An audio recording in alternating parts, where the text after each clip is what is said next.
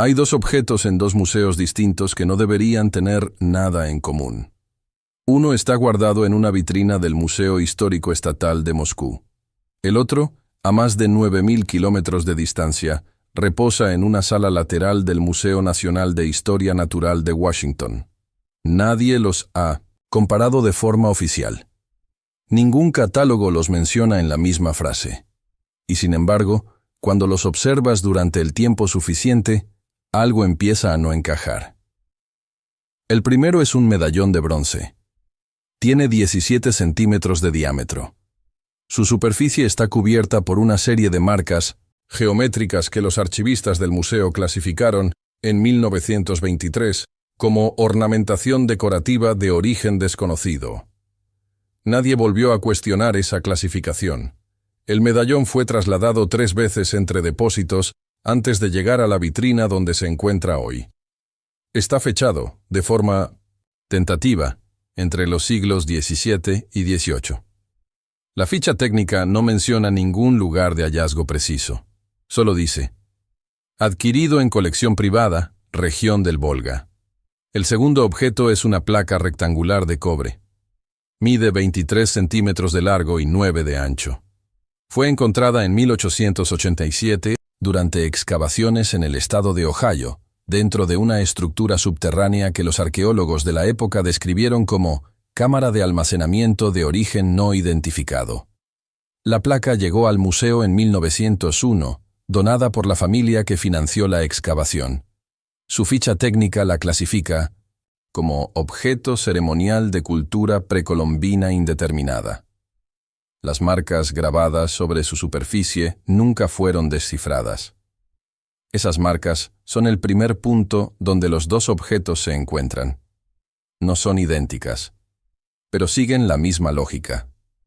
Los ángulos de los trazos repiten una proporción que, en ambos casos, oscila entre los 32 y los 35 grados respecto al eje central de la pieza. Las líneas no son decorativas en el sentido clásico. No hay simetría ornamental. Hay repetición funcional, como si los trazos estuvieran organizados para transmitir información en lugar de producir belleza. En el medallón de Moscú, esa estructura ocupa el 80% de la superficie visible. En la placa de Ohio, el 74%. Cuando se superponen los patrones de ambas piezas, ajustando la escala proporcional, los trazos principales se alinean en 16 puntos de un total de 22. Eso no es coincidencia estilística. Eso es correspondencia estructural. El segundo punto de encuentro está en el material. El bronce del medallón de Moscú tiene una composición inusual.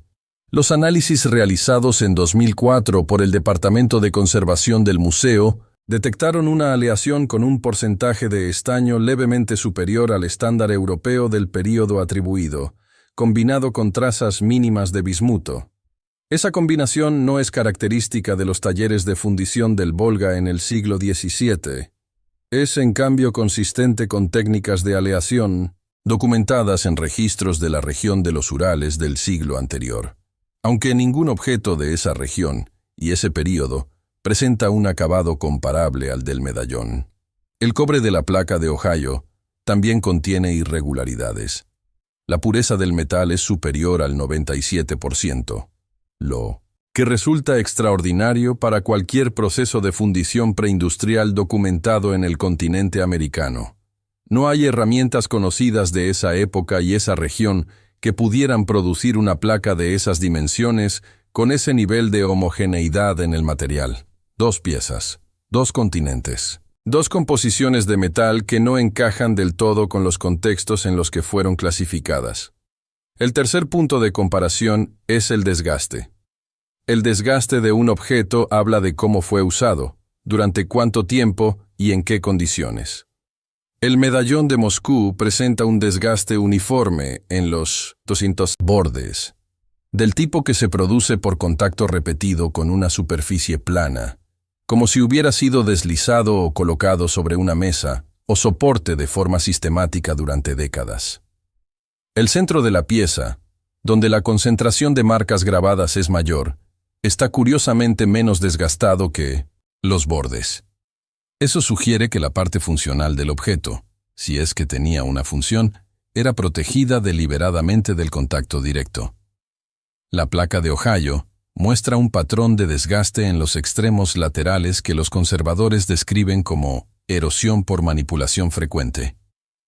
Los bordes largos tienen un pulido suave que no está presente en los bordes cortos.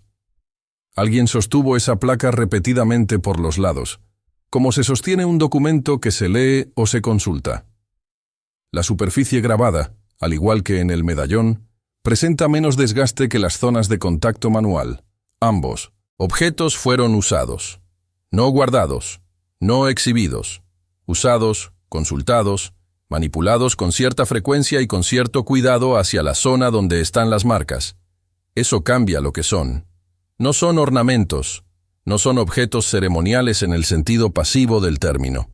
Son piezas de uso activo, cuya función central estaba en los trazos grabados sobre su superficie, y cuyo cuidado de uso sugiere que esos trazos tenían un valor práctico para quienes los manejaban. Ahora viene la parte que las fichas técnicas no mencionan. Ambas piezas tienen una historia de posesión que, en algún punto, pasa por familias, no por instituciones, no por estados, por familias específicas que las conservaron durante generaciones antes de que llegaran a los museos. El medallón de Moscú fue parte de la colección de una familia de comerciantes de la región del Volga, cuyo apellido no aparece completo en los registros del museo. Solo se conserva una inicial y una referencia a que la familia había preservado el objeto durante al menos 4 generaciones antes de su venta. Eso sitúa el inicio de esa cadena de posesión en algún momento de mediados del siglo XVIII, si no antes. La placa de Ohio fue donada por la familia Hargrove, que financió la excavación de 1887. Pero los registros internos del museo, consultados por investigadores independientes a finales de los años 90, revelan algo que la donación oficial no menciona. La placa no fue encontrada durante esa excavación. Fue entregada por la familia junto con los objetos encontrados, como si fuera parte del hallazgo. Uno de los arqueólogos presentes anotó en su diario personal, hoy digitalizado en los archivos de la Universidad de Michigan, que la placa parecía haber sido preservada por la familia Hargrove durante un tiempo considerable antes del inicio de los trabajos. 2 familias, 2 objetos, 2 historias de preservación que preceden a los museos por generaciones. Y en los 2 casos, esa historia previa es lo que menos aparece en las etiquetas. Hay algo más que conecta estas piezas, y es el tipo de silencio que las rodea. No es el silencio del objeto olvidado. Es el silencio del objeto que fue deliberadamente dejado sin explicar. El medallón de Moscú ha sido catalogado, fotografiado y almacenado. Pero en más de un siglo de existencia institucional, no ha sido objeto de ningún estudio comparativo publicado. Ninguna universidad lo ha solicitado para análisis externos. Ninguna exposición temporal lo ha incluido como pieza central.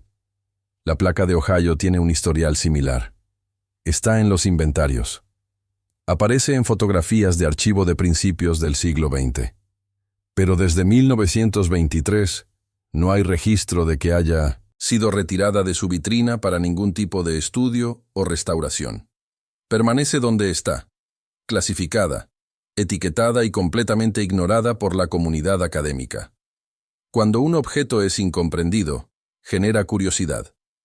Cuando un objeto no genera ninguna curiosidad durante décadas, eso requiere otra explicación.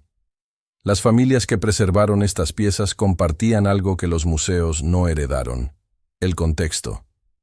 Sabían qué eran, para qué servían, de dónde venían. Ese conocimiento no fue donado junto con los objetos. Se quedó en las familias, o se perdió con ellas, o fue guardado en algún lugar que no es una vitrina de museo. La hipótesis que emerge no es dramática, es geométrica.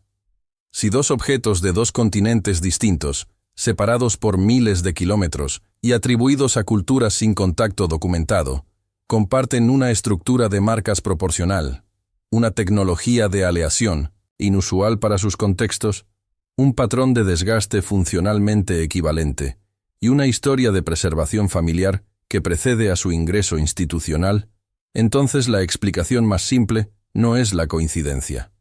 Es la pertenencia común. Pertenencia a un sistema, a un conjunto de prácticas, a una red de conocimiento que operaba de forma simultánea en regiones que la historia oficial describe como desconectadas. Eso no es una teoría. Es lo que los propios objetos sugieren cuando se les observa juntos durante el tiempo suficiente. Las familias que los guardaron sabían algo. Lo que guardaron era una parte de ese algo.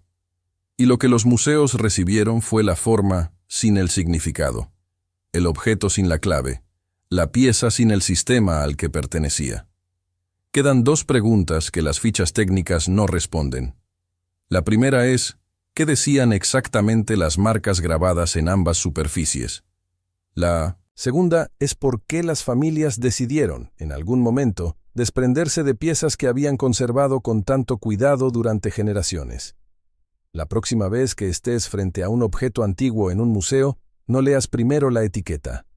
Observa el desgaste. Observa dónde está el desgaste y dónde no está. Observa si la pieza parece haber sido usada o simplemente guardada. A veces la historia real de un objeto no está en lo que dice la ficha técnica. Está en lo que la pieza recuerda en su propia superficie, en las marcas que alguien consideró suficientemente importantes como para grabarlas y en el silencio de quienes decidieron no explicarlas.